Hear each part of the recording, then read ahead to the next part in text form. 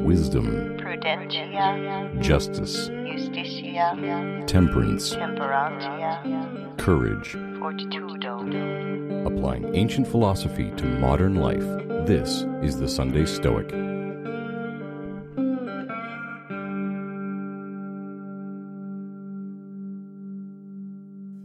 Welcome to the Sunday Stoic Podcast. This is Steve coming to you, in this case, from Atlanta, Georgia, because I'm at the International Science Fair representing the state of Arkansas. So if you're in Atlanta, shoot me an email, especially if you're listening to this on Sunday, because I'll be around for a few days. Maybe we can have lunch. Hey, before we move on, I need to make a decision.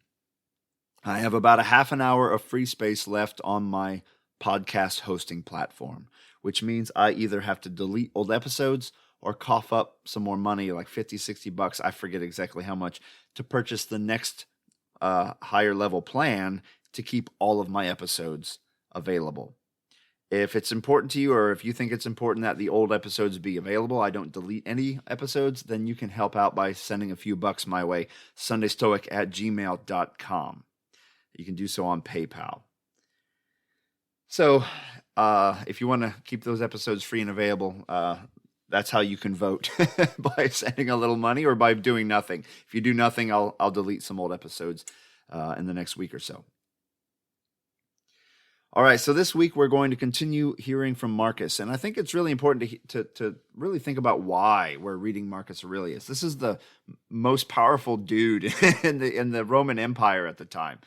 He is in charge. He is up front. He is making decisions. He is at war.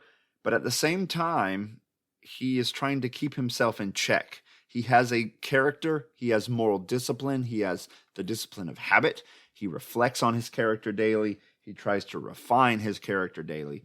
And this week, he's going to talk to himself about being out there in public, about not hiding away in the castle or the hiding behind his throne, but to be there, to be visible, to be the man he should be, and to step up and do it now.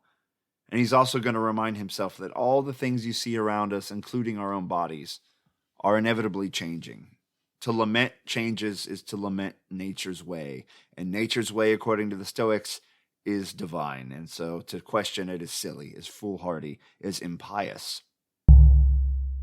The Meditations of Marcus Aurelius, Book 10. Number 15. Your time is almost over, therefore live as if you were on a mountain. Place signifies nothing, if you live everywhere in the world as in a social community. Never run into a hole and shun company. No, let the world see and recognize in you an honest man, who lives according to nature. And if they do not like him, let them kill him, for it is much better he were served so than to live as they do. Number 16. Spend no more time in stating the qualifications of a man of virtue, but endeavor to get them.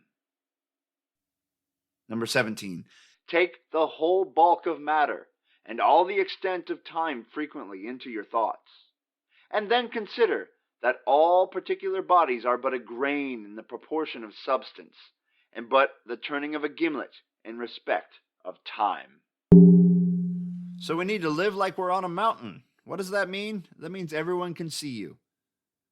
Like Epictetus says, to be the same person in a crowd as you are at home. To live as if you are not able to conceal anything. You're always being observed.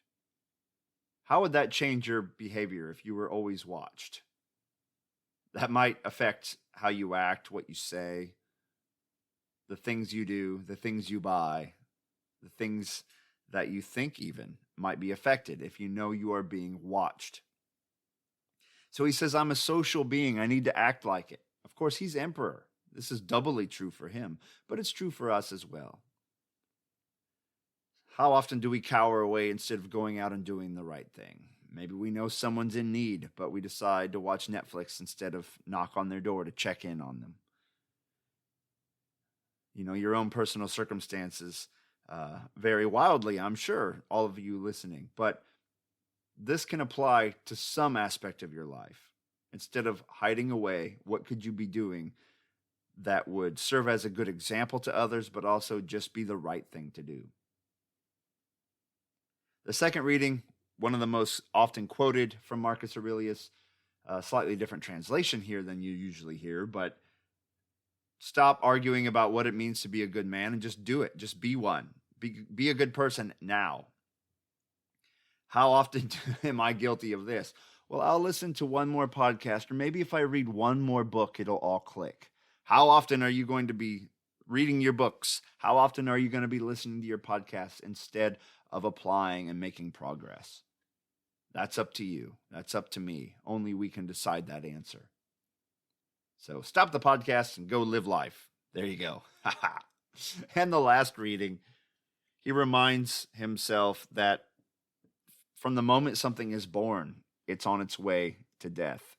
Every object around you is changing, is decaying, is changing into something else.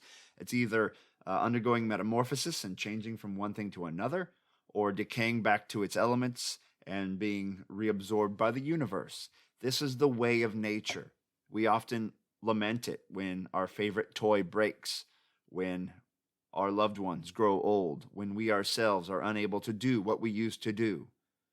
But if we remind ourselves that this is the way, this is how things work, then perhaps we can grow old with dignity. We can accept change with dignity, with courage, with discipline, and accept it, or perhaps even love change, as Epictetus would suggest we try to do.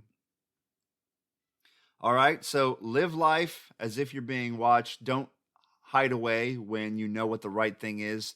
If it involves you getting out there and being involved, go do it. Be a good person now. And remember, life is change. All things change. And if you do this, maybe you will truly be able to seize the day. Carpe diem.